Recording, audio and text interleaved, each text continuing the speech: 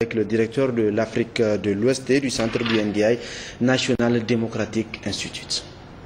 Nous avons sollicité une audience avec le président de la République, tout d'abord pour l'informer sur l'évolution de l'assistance technique que le NDI est en train de fournir ici au Niger. Vous savez que le NDI est une institution amie du Niger depuis des années. Nous avons toujours été à côté des démocrates nigériennes et en ce moment, nous sommes en train de mettre en œuvre un programme d'assistance technique à l'Assemblée nationale du Niger avec le concours de la société civile nigérienne.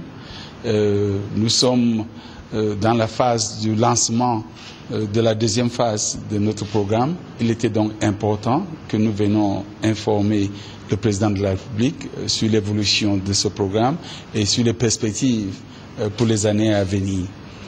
Deuxièmement, nous avons aussi voulu solliciter les conseils de son Excellence le président de la République sur le processus de démocratisation, bien sûr ici au Niger, mais aussi dans la sous-région de l'Afrique de l'Ouest, et de voir comment le NDI peut continuer à être utile.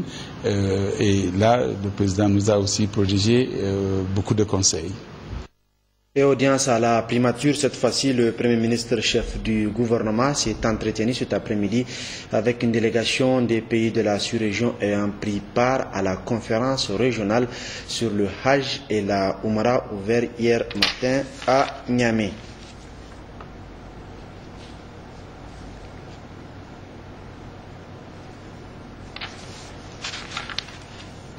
Dans le même cadre, clôture donc cet après-midi au Palais de Congrès de Niamey des assises de la première conférence régionale des pays africains du sud du Sahara sur l'organisation du Hajj et de la Oumra. C'est donc ouvert hier par le Premier ministre sur le thème de l'harmonisation des approches de structure en charge de l'organisation du Hajj et de la Oumra dans les pays membres de la CEDEAO, du Cameroun et du Tchad. Ces assises ont été sanctionnées par un communiqué final qui reprenait des pertinentes recommandations qui en sont ici. Nous y reviendrons demain. Et le bureau de l'Association des femmes parlementaires de la CEDEAO a fait don de vivres, du savon et sucre aux réfugiés maliens au Niger. C'était au cours d'une cérémonie organisée à l'école Bobiel de Niamey en présence de la présidente de la dite association, des représentants de l'ambassade du Mali au Niger et du président du Conseil des Maliens, Baka Hajara et Askou Jibrila. Les femmes parlementaires de la CEDEAO, à travers leur association, viennent ainsi témoigner de leur solidarité et leur compassion aux réfugiés maliens vivant au Niger, précisément dans le 1er arrondissement. Il s'agit d'un don de vivres d'une valeur de plus de 5 millions de francs CFA, composé de 8 tonnes de riz, 80 cartons de savon et 1 tonne de sucre qui sera partagé entre 360 ménages. La présidente de l'association, en remettant ce don, a tout d'abord mis un accent particulier sur l'importance et la nécessité d'une paix durable dans nos pays, chose qui constitue un gage pour le développement et le bien-être des pays et des peuples. Quand il y a la paix dans un seul pays de l'Afrique, tous les pays profitent de cette paix. Mais quand il n'y a pas de paix, quand il y a la guerre, tous les pays de la sous-région voient la guerre. Parce que ton frère ne peut pas venir chez toi, tu vas le renvoyer. Donc nous devons faire en sorte qu'il y ait la paix dans la sous-région. Aucun pays ne peut se développer s'il n'y a pas de paix. Si nous voulons être développés, il faut que vraiment nos dirigeants, lançons l'appel à nos dirigeants qu'ils aient un peu d'humilité et qu'ils apportent la paix dans leur pays pour que leurs habitants puissent vivre dans la paix. Pour le président des réfugiés maliens vivant au Niger, le don vient à point nommé car il constitue un appui aux efforts des autorités nigériennes dans leur noble combat pour soutenir les frères maliens. Niger, un pays et un peuple épris de paix, de compassion et de solidarité. Ils nous voient tous droit au cœur, mes sœurs, mes femmes, mes camarades et mes amis élus. Ça restera gravé dans nos mémoires, dans l'histoire. On vous remercie très infiniment et je vous assure qu'on en fera bon usage. Il faut noter que ce don est une initiative propre à l'Association des femmes parlementaires de la CEDEAO à travers une cotisation de ses membres. Cette action humanitaire est à saluer, mais aussi et surtout mérite les égards des hautes autorités des pays membres et des partenaires. Poursuivant sa mission à l'intérieur du pays, la mission de la Commission nationale des droits humains a fait étape hier à Maradi. Conduite par son président Khalid Ikri, la Commission a effectué une série de visites au niveau de certaines structures. Amita Ali Hassan et Imran Idrissa. Après Agadez, Zander et Difa, c'est au tour de la région de Maradi d'accueillir la délégation de la Commission nationale des droits humains, qui est une autorité administrative indépendante prévue par l'article 44 de la Constitution du 25 novembre 2010. Au niveau de la région de Maradi, la commission dirigée par le professeur Khalid Ikri, président de la commission, est allé pour sa première étape de visite au palais de justice de Maradi.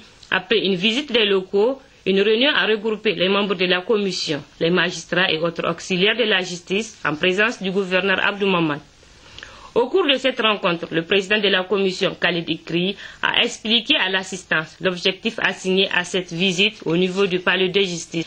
Deuxième étape de visite de la commission, la maison d'arrêt de Maradi.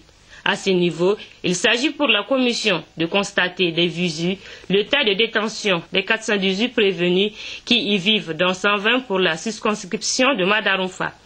Au camp de la gendarmerie nationale comme de la police nationale, le président de la Commission nationale des droits humains s'est intéressé aux conditions de travail des agents, au fonctionnement des institutions, ainsi qu'aux problèmes de détention des personnes interpellées et l'état des matériels logistiques. Et le ministre d'État à la présidence de la République, Albade Abouba, président du comité interministériel d'organisation de la fête tournante du 18 décembre prochain, prévu se tenir à Dosso, a entrepris une série de visites sur les différents chantiers de réhabilitation et de construction des infrastructures dans le cadre du programme Dosso Soga, dont les travaux ont été lancés récemment par le Premier ministre chef du gouvernement. Une délégation nigérienne en déplacement à Madrid, en Espagne, conduite par le ministre du Plan, ministre d'État, a rencontré les différentes structures d'investisseurs espagnols. Il s'agit de vanter les mérites d'investir au Niger. Hamani Seni et Aliou Ibrahim. Cette visite de travail de 72 heures a une forte consonance économique. Il s'agit de rencontrer et convaincre les investisseurs espagnols à venir investir au Niger. Dans ce cadre, plusieurs structures d'entrepreneurs ont été rencontrées. Devant ces dernières, le ministre d'État, ministre du Plan, a vanté les mérites du Niger d'aujourd'hui. Un havre de paix dans lequel la sécurité des investissements est assurée avec un environnement favorable. Selon le ministre d'État, Ahmad Bouakar Cissé, le Niger constitue aujourd'hui le meilleur cadre de retour sur investissement et garanti. Au terme d'une série de discussions avec plusieurs structures d'hommes d'affaires espagnols, ces derniers ne cachent pas leur engouement pour venir investir dans notre pays. Les échanges commerciaux et d'investissement entre les deux pays sont assez limités. Mais on a pu constater qu'il a un grand potentiel puisque, d'après l'explication que Monsieur le ministre a fait, en ce qui concerne les opportunités, on peut très facilement se rendre compte qu'une curiosité initiale est de se transformer dans un vif intérêt de la part des entreprises espagnoles. Et on était en train déjà de commencer à parler pour voir quel est le moment où on peut organiser une mission commerciale puisque les décideurs dans les grandes entreprises espagnoles qui sont représentées ici puissent mieux connaître le pays et puissent mieux comprendre comment est-ce qu'ils peuvent développer leurs affaires au Niger. C'est tout à fait intéressant. C'est toujours intéressant d'avoir de représentants si importants du pays du Niger. C'est important pour nous, l'Espagne maintenant. On est concentré sur l'international, sur l'Afrique notamment, le Niger. Il y aura probablement des très belles opportunités de travailler ensemble, de coopérer, de faire de transférences et connaissances.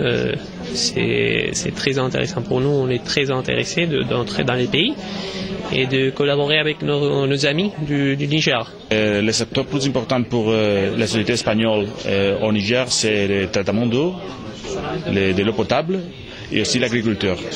L'incorporation des nouvelles technologies comme les gouttes à gouttes, les serres et tous les systèmes qui peuvent monter la production dans les métiers de Niger. Les sociétés espagnoles sont très avancées dans ce métier. Normalement, nous sommes les numéros 1 dans tout le monde.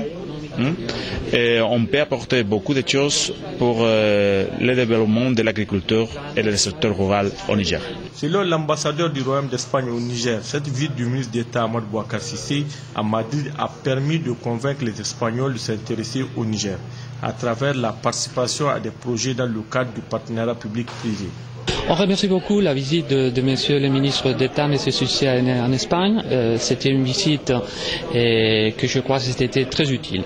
Il a transféré aux partenaires espagnols les enjeux de développement économique et social du pays, les possibilités d'accroître notre coopération entre les deux pays, entre le Niger et l'Espagne.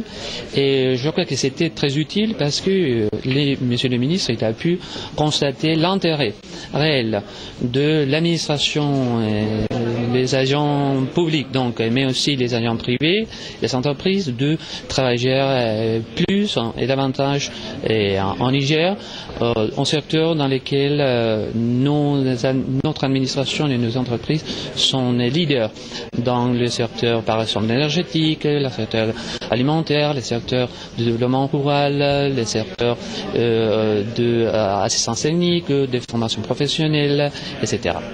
L'Espagne encourage ses entreprises à s'intéresser à l'Afrique et au Niger en particulier. Avec cette visite du ministre d'État multiplan, ce sont de nouveaux horizons qui s'offrent aux investisseurs espagnols. Cette visite va booster les échanges entre les deux pays. Mais cette visite a servi pour, disons, continuer à choisir quels sont les secteurs où notre travail est plus efficace. Et on a parlé évidemment de le domaine de l'agriculture, le domaine de la sécurité alimentaire, aussi avec l'élevage. Alors ça serait le premier grand secteur. Et puis on a parlé aussi du secteur de la santé. C'est un domaine où l'Espagne a travaillé depuis quelques années et où on a développé un travail qui a été remercié et apprécié par nos partenaires. Alors aussi on a parlé de l'importance de l'énergie, surtout des énergies renouvelables, et c'est quelque chose qu'on travaille à travers notre programme de coopération régionale avec la CEDEAO. Et puis évidemment, on a parlé d'autres défis du Niger. Le ministre nous a exposé sa vision sur le développement, la vision du gouvernement sur le développement du Niger. Et on a vu comment l'Espagne pourrait accompagner ce processus. Et notamment aussi, on a réfléchi sur la nécessité d'incorporer des nouveaux secteurs et des nouveaux instruments à notre coopération. C'est pour cela qu'on a fait plusieurs visites à compagnies privées espagnoles et aussi aux institutions financières et commerciales espagnoles pour essayer de stimuler leur présence, leur arrivée au Niger pour ainsi, disons, accompagner aussi et multiplier l'effet de la présence espagnole au Niger. Une visite de courtoisie au cabinet du secrétariat d'État espagnol à la coopération a marqué la fin de cette visite. Les investisseurs espagnols ont promis d'envoyer très bientôt une mission d'exploration au Niger, surtout dans les domaines de l'agriculture, l'énergie, les transports et l'environnement. Restons en Europe avec ce communiqué de la Commission européenne, Bruxelles le 19 juin 2014, signature du programme indicatif national entre l'Union européenne et 16 pays ACP, Afrique, Caraïbes, Pacifique, dont le Niger. Le programme indicatif national représente une étape importante dans la programmation de l'aide de l'Union européenne au titre du FED, Fonds européen au développement. Les États membres de l'Union européenne ont décidé en 2013 d'allouer un montant global de 29,1 milliards d'euros pour la coopération au développement au bénéfice de 78 pays d'Afrique, des Caraïbes et du Pacifique ACP au titre du 11e FED. Le ministre des Finances, Gilles Baye, ordonnateur national du Fonds européen de développement FED, représentait le Niger à la cérémonie et a ainsi pu signer le PIN Union européenne Niger d'un montant de 596 millions d'euros, soit plus de 390 milliards de francs CFA, destinés à couvrir les interventions de l'Union européenne dans les secteurs de coopération envisagés sur le 11e FED, notamment les politiques sociales avec le renforcement des capacités publiques en matière de gouvernance économique et financière et la mise en œuvre des politiques sociales nationales, notamment d'éducation et de santé, la sécurité, la gouvernance et la consolidation de la paix, la sécurité alimentaire et nutritionnelle et la résilience, le développement des infrastructures en vue du désenclavement des régions affectées par l'insécurité et les risques de conflit. À cela s'ajoutent des mesures d'appui à la société civile. L'Europe demeure ainsi le principal partenaire de développement des pays ACP, c'est-à-dire Afrique, Caraïbes, Pacifique. Au Niger, à Difa, lancement officiel ce matin sur toute l'étendue nationale du territoire des examens du BPC session 2013-2014 et c'est à partir de Difa que ce lancement a été fait par la ministre des Enseignements secondaires, Mme Betty Aïchetou Habibou Oumani. Les détails avec Daouda Hassan. Après les examens sportifs, l'heure est aux épreuves écrites. Ce matin, ils étaient 93 787 candidats repartis dans 297 centres sur toute l'étendue du territoire national. Ces candidats auront à affronter 7 épreuves en enseignement général et 9 au titre de l'enseignement franco-arabe. C'est la ministre de l'enseignement secondaire qui a procédé au lancement officiel dans la région de Difa. Je suis d'être aujourd'hui parmi vous pour lancer la session du BPC 2014. Je profite par cette même occasion pour vous souhaiter bonne chance. Vous allez faire certainement de meilleurs scores, ça je n'en doute pas. Et Inch'Allah, on viendra aussi faire le Méjou de Chamon. Merci beaucoup, tous mes encouragements. Signalons que dans la région de Niamey, c'est le ministre de la formation professionnelle et technique qui a procédé au lancement officiel. Ici à Niamey, nous avons un total de 23 000 candidats, garçons et filles confondus. Et comme vous l'avez constaté, tous les élèves sont présents, les candidats, les présidents des jurys sont présents, les surveillants sont présents. Donc nous pensons que les choses vont se passer au mieux. En tout cas, l'État a pris toutes les dispositions pour qu'il en soit ainsi. Les épreuves que les candidats trouvent abordables. C'est pas trop difficile puisqu'on a fait ça 9 mois de travail. Je dirais que ça ira. Je trouve l'épreuve abordable. Dans les autres régions du pays, ce sont les autorités régionales qui ont procédé au lancement officiel en présence des responsables de l'éducation et parents d'élèves du secteur. Par ailleurs, des dispositifs de sécurité et d'antifraude ont été mis en place pour le bon déroulement de ces examens qui s'étaleront sur 3 jours. Et le ministre de l'équipement Ibrahim Nomo était quant à lui hier en mission de travail dans la région de Tawa. Objectif constaté de visu les infrastructures routières réalisées et l'avancement des travaux sur les autres tronçons en chantier. Fatih Bamo et Abdullah Adraman. Première étape de ces déplacements du ministre de l'équipement et la délégation qui l'accompagne a concerné la route Moujia-Ilela déjà terminée.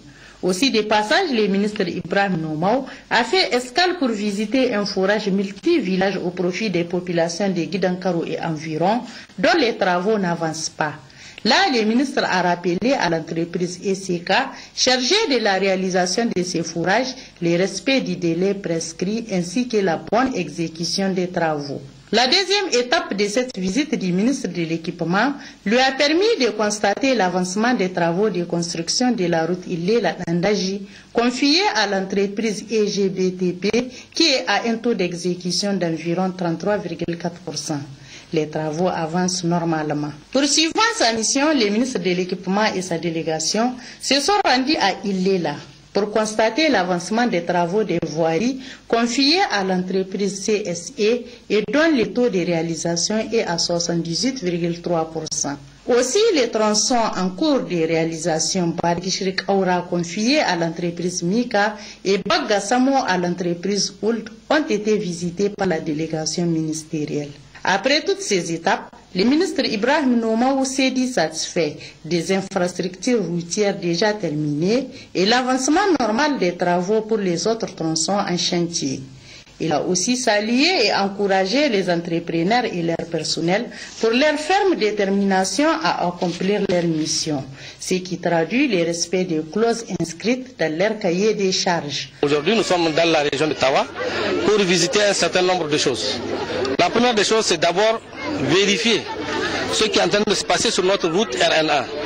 Vous savez que la route RN1 de Pony à Yéya est très endommagée, elle a une dégradation avancée. Donc déjà il y a un entrepreneur qui est là-dessus et nous avons été en tout cas ravis de voir que le travail qui est en train de se faire est un travail acceptable, est un travail correct et que nous pensons qu'on peut s'en féliciter d'avoir en tout cas pensé à mettre de telles entreprises nigériennes de surcroît qui sont en train de faire du bon travail. Revue conjointe annuelle État, partenaire technique et financier 2014, c'est la 7e revue annuelle entre les PTF et les acteurs du secteur de l'eau et de l'assainissement au Niger. Le thème retenu cette année est la mise en place de l'approche programme dans le secteur de l'eau et de l'assainissement, une rencontre d'échange et de partage entre PTF et acteurs du secteur. Diari Isaka Kombari et Sidoukou Abdou. Le ministère des Postes, des Télécommunications et de l'Économie numérique organise depuis ce matin à Niamey un atelier de validation du projet de loi déterminant les principes fondamentaux du régime de la Poste au Niger. Objectif, faire la relecture et enrichir les textes législatifs et réglementaires du secteur postal. Sakinatou Abdou et Sani Issouf. C'est pour remédier aux insuffisances contenues dans les tests régissant le secteur postal que le ministère des Postes, des Télécommunications et de l'Économie numérique a initié cet atelier de validation des travaux du comité ad hoc chargé de la relecture des tests législatifs et réglementaires du secteur postal.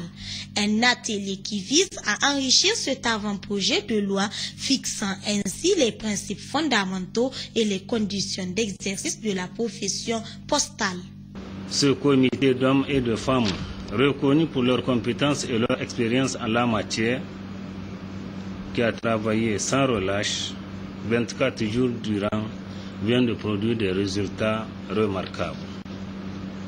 Au cours de cet atelier, qui durera 2 jours, vous aurez à valider le document d'avant-projet de loi fixant les principes fondamentaux et les conditions d'exercice de la profession postale. Je puis d'avance vous assurer que notre département ministériel fera sienne les observations et conclusions auxquelles vous allez parvenir à la fin de vos travaux, ce qui nous permettra d'enrichir et de finaliser l'élaboration de cet avant-projet de loi qui sera un outil fondamental dans la régulation du secteur postal. Ces 2 jours permettront d'amender ce test afin de doter notre pays d'un document de référence déterminant les principes fondamentaux du régime de la Poste au Niger. Le ministre de la Santé publique a présidé ce matin l'ouverture d'un séminaire régional sur la rage, une rencontre de 3 jours initiée par l'Organisation mondiale de la santé animale, le gouvernement du Niger et la commission de l'UEMOA. Jocelyne Amoussou et Issa Issa. Ce sont les délégués de l'Organisation mondiale de la santé animale, OIE, et les médecins en charge des zoonoses, maladies animales transmissibles à l'homme, des pays de la CEDEAO et du Tchad, qui se concertent pour trouver une stratégie commune d'éradication de la rage. Une maladie de l'animal transmissible à l'homme qui tue chaque année plus de 55 000 personnes dans le monde, dont plus de 95% en Afrique et en Asie, selon l'OIE, qui souligne que 60 à 70% des victimes sont des enfants. La vaccination de masse, le contrôle de la population canine sont économiquement et socialement rentables. Déjà, des pays ont entrepris de mettre en œuvre avec succès un programme de contrôle de la rage, mais un facteur limitant est l'insuffisance du niveau de collaboration entre les services vétérinaires et les services de santé publique, ainsi que du nombre insuffisant de notifications des cas de rage à l'OIE. Dans le domaine, le Niger n'est pas en marge, rappelle le ministre de la Santé publique, surtout en milieu rural où les cas de morsure ne sont pas signalés. En zone urbaine où la rage sévit le plus, la forte concentration des chiens errants est mise en cause. En effet, sur 143 prélèvements suspects de rage parvenus au service de diagnostic du laboratoire central de l'élevage entre 2001 et 2013, 98 se sont avérés positifs au test de dépistage, soit un taux de positivité de 69%. Conscient de cette situation, le ministère de l'élevage a initié une vaccination gratuite des chiens non encore vaccinés. Cette vaccination sera suivie par l'élaboration d'un programme de lutte contre la rage pour que cette maladie ne soit plus d'actualité dans notre pays. Cette rencontre régionale de 3 jours se charge de mettre en synergie les différents programmes de lutte contre la rage en vue de dégager un programme unique dans l'espace CEDEAO pour l'éradication efficiente de la rage. Activité ministérielle toujours, la ministre déléguée à l'aménagement du territoire et au développement communautaire poursuit sa mission de travail à l'intérieur du pays et dans la région de Tawa précisément. C'est ainsi qu'elle s'est rendue successivement dans les départements de Bouza, Tintabaraden, Keta et Abalak en vue de s'enquérir de l'état de fonctionnalité des cadres de concertation et de réalisation des ONG au profit des populations. Hawa Mamoudou. Accompagnée d'une forte délégation, la ministre déléguée à l'aménagement du territoire et du développement communautaire, Mme Ibrahim Binta Foudi, poursuit sa mission de travail dans la région de Tawa. C'est ainsi qu'elle s'est rendue successivement dans les départements de Bouza, Keita, Abalak et Tintabaraden, où elle a effectué des visites au niveau de toutes les directions départementales de ces différents départements. Aussi, la ministre Ibrahim Foudi a visité le CRENI de Bouza, fruit de la coopération espagnole, qui prend en charge les cas de malnutrition sévère et modérée, le CSI de là-bas dans le département de Keita, le bloc de latrine et le logement de la sage-femme construit par l'ACF, la pépinière du groupement féminin financé par PAM et celle de Tintabaraden, le deuxième projet de la ferme avicole financé par l'OIM pour une enveloppe de 9 millions de francs CFA à l'endroit des 30 jeunes retournés de la Libye qui enregistrent des problèmes. Comme c'était un programme d'urgence, ces gens-là sont abandonnés par eux-mêmes parce qu'il faut se dire, quand je dis par eux-mêmes, parce que c'est des gens qui n'ont même pas le minimum d'abord pour eux-mêmes, à plus forte raison entretenir la ferme. Donc nous demandons désormais par rapport à ce genre de projet, que ce ne soit pas un programme d'urgence, mais un projet d'une durée au moins 2 ans, 3 ans comme ça, les gens auront des capacités à se soutenir après ces 3 ans. C'est l'après-projet aujourd'hui qui nous cause des problèmes dans notre programmation, surtout par rapport à ce projet.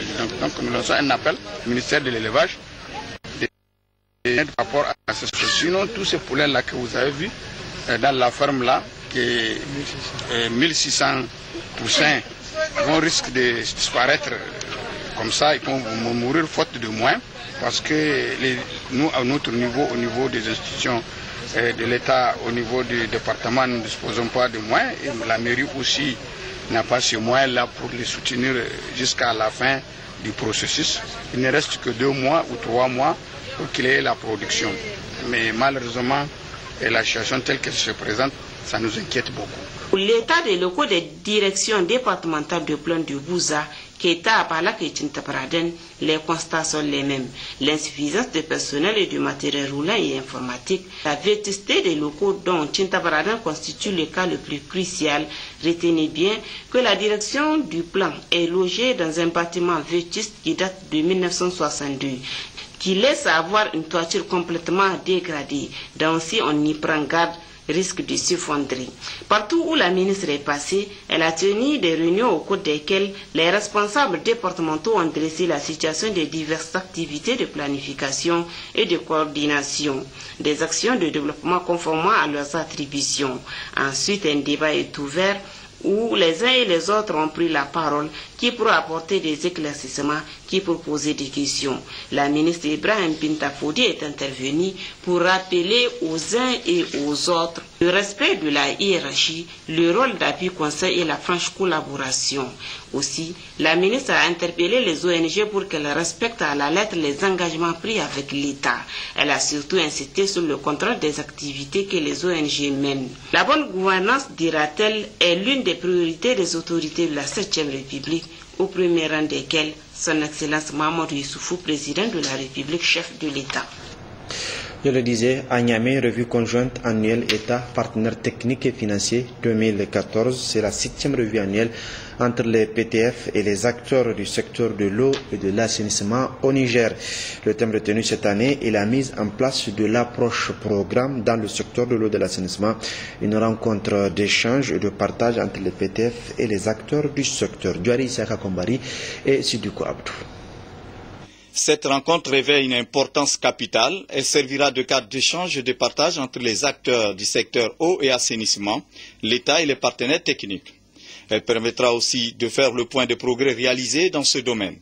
Pour le représentant de partenaires techniques et financiers, c'est une opportunité d'échange entre les acteurs. Permettez-moi d'en retenir quelques-uns particulièrement significatifs, issus du rapport annuel d'activité du ministère de l'Hydraulique et de l'Assainissement, qui sera soumis à votre appréciation. D'abord, la régularité des réunions du cadre de concertation État, partenaires techniques et financiers, du secteur eau et assainissement. D'autre part, la création d'un cadre de concertation entre le ministère de l'Hydraulique et de l'Assainissement et les ONG. La finalisation de la stratégie opérationnelle de promotion de l'hygiène et de l'assainissement et de la stratégie de l'hydraulique pastorale. Quant au ministre en charge de l'hydraulique et de l'assainissement, c'est l'occasion de faire le bilan des actions menées par le gouvernement. Après 3 années de mise en œuvre, des progrès significatifs ont certes été enregistrés malgré la subsistance de certaines disparités.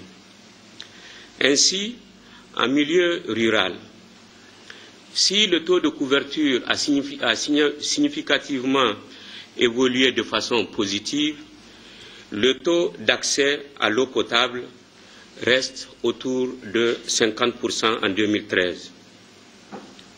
Par contre, en milieu urbain et semi-urbain, le taux est de 86,75%, dépassant déjà l'objectif de 82,5% fixé pour l'année 2015.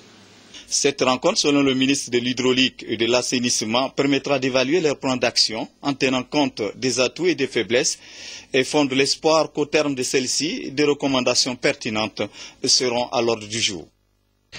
À l'intérieur du pays, poursuite de la région de Maradi, des visites du haut-commissaire à l'initiative 3e, les Nigériens nourrissent les Nigériens, Araouri Amadou Diallo, après le département de Guidarumji. La délégation s'est rendue à Mayaï où elle a visité plusieurs réalisations des partenaires au développement, Maman Oumarou et Kassoumotari.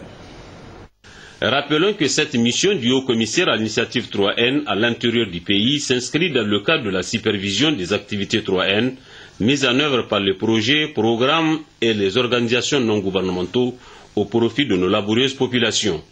Dans le département de Meyi, Amadou Alaouri s'est intéressé au programme d'appui à la sécurité alimentaire des ménages, tant dans Aventin et Ali mis en œuvre par Pazam Taï à travers les services catholiques.